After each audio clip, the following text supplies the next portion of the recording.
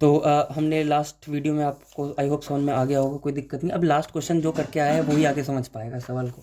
ठीक है, तो अगला सवाल जो है वो M x 1 टाइल्स का क्वेश्चन है। ठीक है, M x 1 टाइल्स का क्वेश्चन है। तो चलिए देखते हैं ये क्वेश्चन क्या बोलना चाह रहे हैं हमसे भाई साहब। ये बस ये बोलना चाह रहे हैं कि हमारे पास जो है, अब की बार पहले क्या थी, 2x1 थी ना, 2x1 थी। अब की बार M x 1 है, M x 1 की टाइल है। इसको अरेंज करना है, इस टाइल को अरेंज करना है एक फ्लोर में, जिस फ्लोर का साइज़ क्या है, M x n है, M x n है। ठीक है, तो अब की बार आपको क्वेश्चन में दोनों दिया होगा, एम भी दिया होगा, एन भी दिया होगा। एम अब की बार 2 नहीं है, पहले 2 था एन। ठीक है, तो उसमें फिबोनाची हमने निकाल दी थी। आई होप आपको समझ में आ गया होगा। ठीक है, क्लियर सिंपल सी बातें हैं।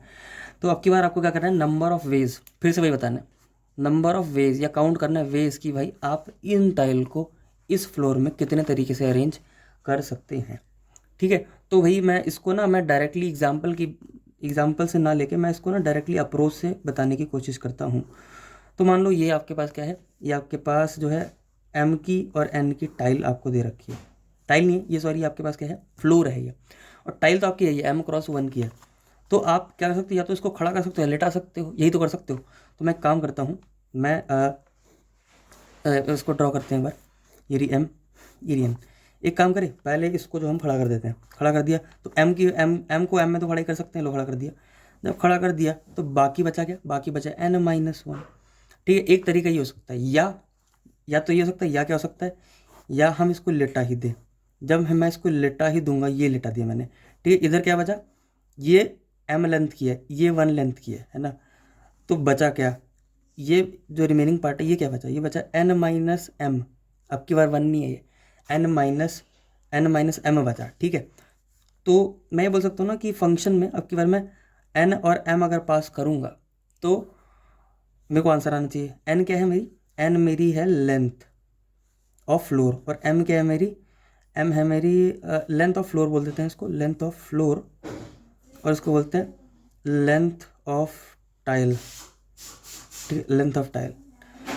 तो समझ में आ रहा होगा आप लोगों को। एन ये लंबी वाली एन है, और ये एम, ये वाली एन एम है। ठीक है, मैंने इसको लेटा दिया। तो अगर एफ ऑफ एन एम को बोला जाए तो इससे फंक्शन से उम्मीद है ना, क्वेश्चन में उम्मीद रखते थे, उम्मीद है कि आंसर निकालेगा।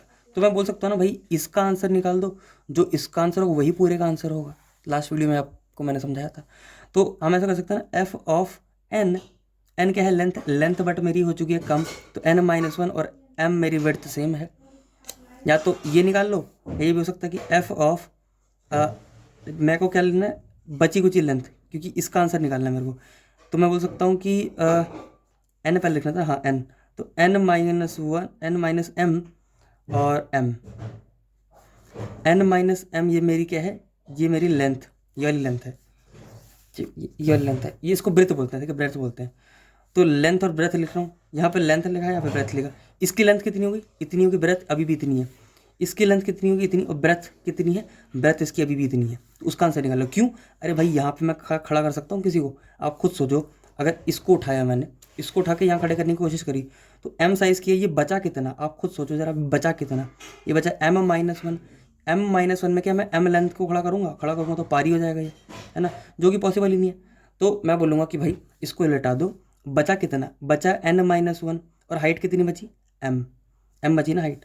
तो मैं इस पे फोकस कर रहा हूँ खाली अभी, इस पे। तो मैं बोल रहा हूँ कि भाई इसका आंसर निकालना है, तो आप इसका आंसर निकालो और इसका आंसर निकालो, दोनों को प्लस कर दो। ठीक है, जो पहले क्वेश्चन किया था वही क्वेश्चन है सिमिलरली, तो जिसने वो क्वेश्चन समझा है वो कर पाएगा। तो मैं जल्दी से फिर बताता हूँ। जैसे मान लो ये है, तो इसमें भी कुछ नहीं है, पहले मैंने खड़ा कर दिया इधर, और दूसरे में मैंने क्या कर दिया, लेटा दिया। दूसरे में मैंने लेटा दिया, लो लेटा दिया। जब लेटा दिया बचा कितना, N-1, इधर बचा कितना, N-1। तो मैं जो बचा हुआ ना उसको निकाल रहा हूँ। इधर बचा कितना, इतना बचा। कई लोग सोच रहे होंगे इसको क्यों नहीं ले रहा, अरे भाई इसमें कोई चारा ही नहीं है कुछ, इसमें लेटाना ही पड़ेगा, इसमें कोई चारा ही नहीं है। ठीक है, तो इसीलिए मैं क्या बोल रहा हूँ, मैं बोल रहा हूँ कि भाई अगर लेंथ और ब्रेथ के हिसाब से लिखूंगा, अगर लेंथ इतनी, ब्रेथ इतनी, इसका आंसर निकालना है, तो एक काम करो, लेंथ एक कम कर दो और ब्रेथ उतनी रखो। ये किसका केस है, जब मैंने खड़ा कर रखा है, ये वाला केस है। लेंथ एक कम कर दो, क्योंकि एक जगह मैंने वो कर दिया ना, खड़ा कर दिया, तो लेंथ एक कम हो गई, तो और ब्रेथ उतनी है। प्लस दूसरा तरीका ये भी हो सकता है कि F of N-1, N-M, length काफ़ी कम हो गई क्योंकि मैंने इस बार लेटा दिया, और एम इसकी क्या है, ब्रेथ, ब्रेथ हो जाएगी, ये ब्रेथ हो जाएगी। तो इससे जो है आपका काम हो जाएगा। ठीक है, तो जो थोड़े से ट्रिवियल केसेस सोचने की कोशिश करते हैं, एंड केसेस। अगर मेरी जो है एन है, एन की वैल्यू और एम की वैल्यू दे रखी होगी हमको क्वेश्चन में, ठीक है, एन और एम हमको क्वेश्चन में दे रखा होगा। तो एक काम करते हैं, लेट अस से अगर एन मेरा ज़ीरो होगा, अगर मेरा एन ज़ीरो होगा तो कितने वेज होंगे, तो उस केस में आंसर होगा मेरा ज़ीरो होगा। अरे तब कोई तरीका थोड़ी होगा कि मैं किसी को अरेंज करूँ। एन मेरा लेट अस से वन होगा, यानी कि अगर मेरी एन ये लेंथ जो है मेरी वन होगी, तो एक तरीके से मैं इसको खड़ा कर सकता हूँ यहाँ पे, है ना। एन मेरा वन तो आंसर भी मेरा वन, ठीक है। एन मेरा वन तो आंसर भी मेरा वन, ठीक। अच्छा चलो, अब मैं थोड़ा सा और दिमाग लगाता हूँ इसमें। एक काम करते हैं, यहाँ पे मैं अगर कुछ ऐसे लूँ कि इधर टू हो गया, इधर टू हो गया, इधर भी टू, इधर भी टू, ठीक है, इधर भी टू, इधर भी टू, अगर मैं ऐसे लेता हूँ तो अब अरेंज करना है। तो एक तरीका हो सकता है कि मैं, और मेरी एम कितनी है, टू है, ये टू है, ये वन है, क्योंकि एम मेरी ये होती है, बेड्स होती है। तो एक तरीका है कि दोनों को खड़ा कर दूँ, एक होता है दोनों को लेटा दूँ। तो मैं ये भी बोल सकता हूँ ना कि अगर दोनों एन और एम सेम होंगे तो दो तरीके हैं। तो मैं बोल सकता हूँ कि अगर मेरे n is equal to m होंगे तो मेरा आंसर कितना होगा, टू होगा, दो तरीके होंगे, ठीक है। तो एक तरीका ये भी बोल सकता हूँ मैं, ठीक है। अब चलिए, अब मैं थोड़ा सा इसको आगे बढ़ाता हूँ। अच्छा, एक तरीका ये भी हो सकता है ना कि अगर मेरा एम ही बड़ा हुआ, जैसे कि मैं बताता हूँ, एम मेरा बड़ा हुआ और एन मेरा अगर छोटा हुआ, मैं ना तीनों केसेस को लेता हूँ, या तो मेरा एन बड़ा होगा, या एन छोटा होगा, या एन बराबर होगा एम के, ठीक है, तीनों को लेता हूँ। अगर मेरा एन बड़ा होगा, यानी कि ये चीज़ अगर बड़ी होगी, ये चीज़ बड़ी हुई तब कुछ होगा। अगर मान लो एम बड़ा हुआ, एन छोटा हुआ, एम बड़ा हुआ, एम बड़ा हुआ यानी कि ये वाली पार्ट बड़ी हुई, ये वाली पार्ट बड़ी हुई है ना, यानी कि ये बड़ा हुई और ये छोटी हुई, कुछ इस टाइप में हुई, ठीक है। तो मान लो इसकी तीन है और इसकी वन है, ठीक है, या इसके टू मान लेते हैं, ये टू है, और अरे इसको वन मान, ये टाइल मान लें, इसको टाइल मान लें, और हम बोलते हैं कि हमको इसको अरेंज किस में करना है, 3,2 में। ये मेरा एम होता है, आपको पता है, ये मेरा एन होता है। क्या मैं इसको यहाँ अरेंज कर सकता हूँ, आप खुद सोचो, क्या मैं इसको अरेंज कर सकता हूँ, ये वन है, ये टू है। तो भाई मेरे को दिख रहा है एक ही तरीका है, खाली खाली एक ही तरीका है, क्योंकि मैं अब सबको खड़े ही कर सकता हूँ, है ना। दो तरीके हैं, क्योंकि ये दो लेंथ की है, ये लेंथ दो है, ये लेंथ दो है, तो मैं खड़ी कर सकता हूँ मैं, क्योंकि मैं जैसे ही लेटाऊंगा तो ये पार हो जाएगा, इसके पार ही हो जाएगा। तो अरे सिंपल सी बात है, मैं लेटाऊंगा कब, जब एन बड़ा होगा, एन जब लंबा होगा एम से, तभी तो लेटा पाऊंगा, वरना लेटा ही नहीं पाऊंगा। आप खुद सोचो, अगर मैं इसको खड़ा कर पाऊंगा तो एक ही तरीका है, सबको खड़ा कर दिया एक तरीका, तो सबको खड़ा कर दिया वो एक तरीका है।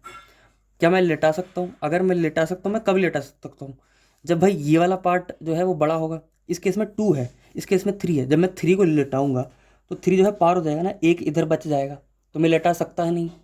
तो इस केस में मैं ये बोल सकता हूँ ना कि हमेशा एक ही आंसर आएगा, डी पी ऑफ आई में मेरा एक ही आंसर आएगा, वन ही आएगा। वन कैसे, सबको खड़े कर दिए, कब खड़े कर दिए, जब एम बड़ा है, एम बड़ा है यानी कि मेरी ब्रेथ बड़ी है, जो ब्रेथ बड़ी है, जब मेरी ब्रेथ बड़ी है तो मैं खड़े खड़े खड़े खड़े ही लगा सकता हूँ। जब मेरी ब्रेथ बड़ी तो मैं लेटा नहीं सकता। मैं लेटा कब सकता हूँ, जब मेरा ये होगा, जब मेरा ये होगा मैं तभी लेटा सकता हूँ, याद रखना, ठीक है। अच्छा, जब मेरा बराबर होगा, जब मैं बराबर होगा तो मैं खड़ा खड़ा खड़ा भी कर सकता हूँ, लेटा लेटा लेटा भी सकता हूँ। और वो उस केस में टू आंसर होगा, मैंने आपको पहले भी बताया था, टू आंसर होगा। कैसे होगा, जैसे यहाँ पे मैंने आपको बताया, जब 2x2 है, दोनों बराबर हैं, तो एक में खड़े खड़े कर दो, एक में लेटा लेटा कर दो। समझ गए होगी मेरी बात, मैं क्या बोल रहा हूँ, है ना। एक ही आएगा यहाँ पे, एक में खड़ा, एक में एक ये वाला कर दो, एक ये वाला कर दो, एक में एक ये वाला कर दो, एक ये वाला कर दो। समझ रहे हो ना मेरी बात, मैं बोलना क्या चाह रहा हूँ। तो अगर दोनों बराबर होंगे तो दो आंसर होगा, अगर ये बड़ा होगा ये छोटा होगा तो एक आंसर होगा, सबको खड़े खड़े खड़े। अब नॉर्मल केस, जब ये छोटा होगा और ये बहुत लंबा होगा, उस केस में हमने फॉर्मूला बनाया ना, ये फार्मूला बना रखा है, ये फार्मूला, ठीक है। अब इस फार्मूला का हम लोग को करना है इस्तेमाल, ठीक है, इस फार्मूला को हमको करना है इस्तेमाल। तो मैं ना थोड़ा सा इसका कोड यहाँ पे लिखने की कोशिश करता हूँ, आप सबको बताता हूँ। पहले इसके लिए हम डीपी बनाएंगे, क्रिएट करेंगे डीपी, कुछ इस तरह से, देखो डीपी क्रिएट कर दी, ठीक है। डीपी में स्टोरेज और मीनिंग होता है, आप सबको पता है। तो मैंने ये बना दिया 0 1 2 3 4 5, ठीक है। 5 का मतलब क्या है, या 4 का मतलब क्या है, यहाँ पे क्या स्टोर होगा, आप खुद सोचिए। 4 पे स्टोर होगा कि भाई 4 लेंथ का है, ठीक है।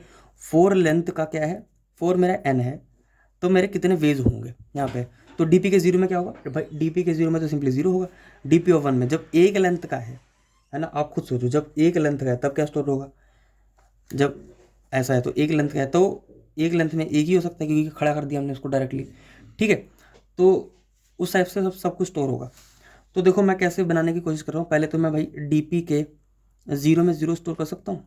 अब मैं 1 से ना फिल करना शुरू करता हूँ। मैं आपको बताता हूँ कि मैं कैसे बोलने की कोशिश कर रहा हूँ। मैं बोल रहा हूँ for i is equal to 1, i is less than equal to n और आई प्लस प्लस। डी मैंने n+1 साइज़ का बनाया, 5 है तो 5 जो हम नॉर्मली बनाते हैं अपनी क्लासेस में भी हम डिस्कस करते हैं, ये वो है, ठीक है। यहाँ तक हमने कर लिया। मैं बोल रहा हूँ कि मैं ये बोल रहा हूँ कि एम को मेरे को क्वेश्चन में दे रखा होगा, एन मेरी ब्रेड्थ है, मेरी ब्रेड्थ एम है, और आई मेरा क्या है, आई मेरी ना लेंथ है। वो ये आई जो मैं चल रहा हूँ ना, आई मेरी 1 हो गई, आई मेरी 2 हो गई, आई मेरी 3 हो गई, ये आई जो मैं बढ़ता बढ़ता बढ़ता बढ़ता जा रहा हूँ, आई मेरी एन है, ये वाली एन है, ठीक है।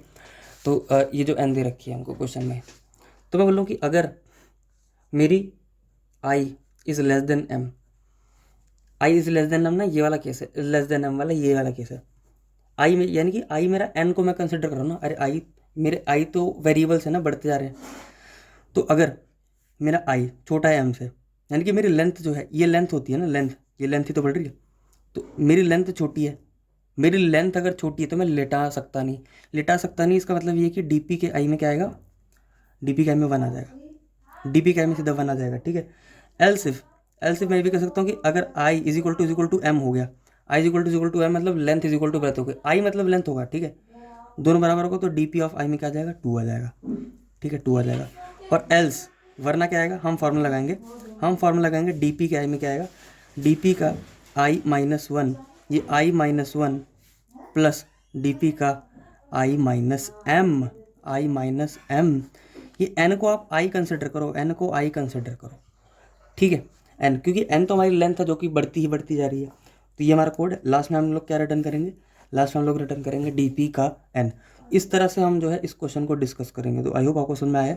मैं फिर से बता दूं, ये क्वेश्चन थोड़ा सा हो सकता है कॉम्प्लिकेटेड लगा आपको, बट ज़्यादा कुछ कॉम्प्लिकेटेड नहीं है, ठीक है। मेन चीज़ आपको बस इस चीज़ का ध्यान रखना है, इस चीज़ का कि जब हम खड़ा कर रहे हैं तो हम जब इसका आंसर निकालेंगे तो पूरे का आंसर होगा, ठीक है। और जब हम इस रिमेनिंग का निकालें तो वो पूरे का ही आंसर होगा, दोनों को ऐड कर देंगे, ठीक है। और आपको सबको केसेस के लिए सोचना है, सबको केसेस कौन से, ये सारे केसेस लेके आपको सोचने हैं, ठीक है। अब इन सब पे आपको होमवर्क क्या है आपका, ब्रेनस्टॉर्म करो, इस क्वेश्चन को जो है खुद सोचो कि आज जो हमने जो सीखा वो क्या सीखा, ठीक है। हमने जो है सीखा वो क्या सीखा, हमने रिकर्जन से कैसे डीपी बनाई, डीपी से हमने कैसे इसको सॉल्व किया, ठीक है। और ये तीनों केस आपको सोचने पड़ेंगे, n less than m greater than m equal to n, ठीक है, तभी जो है आपको समझ में आएगा ये क्वेश्चन, ठीक है। तो एक बार जो है इसको फिर से आप लोग सोचो कि जब आपका एम बड़ा होगा, यानी कि विड्थ बड़ी होगी, लेंथ छोटी होगी, विड्थ छोटी होगी, दोनों बराबर होगी, तो कैसे कैसे क्या क्या हम रखेंगे। डीपी का मतलब आपको समझ में आ गया, मैंने बता दिया ना। तो इसको एक बार फिर से क्या करना है, ब्रेनस्टॉर्म करना है। वीडियो को आप 2 बार देखोगे तब भी आपको समझ में आ जाएगा, ठीक है। बट मैं चाहता हूँ कि वीडियो को 2 बार भी देखो, पर उसके साथ साथ ये बहुत ज़रूरी है ब्रेनस्टॉर्म, ठीक है। ये वो पन्ने में जो लेके बैठो, डायरेक्ट कोड मत देखो इसका, ठीक है, डायरेक्ट कोड पे मत जाओ। अभी इस पर थोड़ा सा और एक बार आप ध्यान दो, ठीक है। तो जो मैंने ये वाला क्वेश्चन कराया था, इस चीज़ को आपको करना है, बट इससे पहले जिसने ये वाला पुराना वाला क्वेश्चन नहीं किया है, ठीक है, 2x1 वाला दोनों को करना है, ठीक है। दोनों एक सीक्वेंस में है, दोनों को आपको करना है, और नेक्स्ट क्लास से पहले आपको ये करके लाना है, ठीक है। इसका कोड आपको समझ में आना चाहिए, ठीक है। तो चलिए आज हम इतने ही रखते हैं, मिलते हैं हम लोग नेक्स्ट क्वेश्चन में।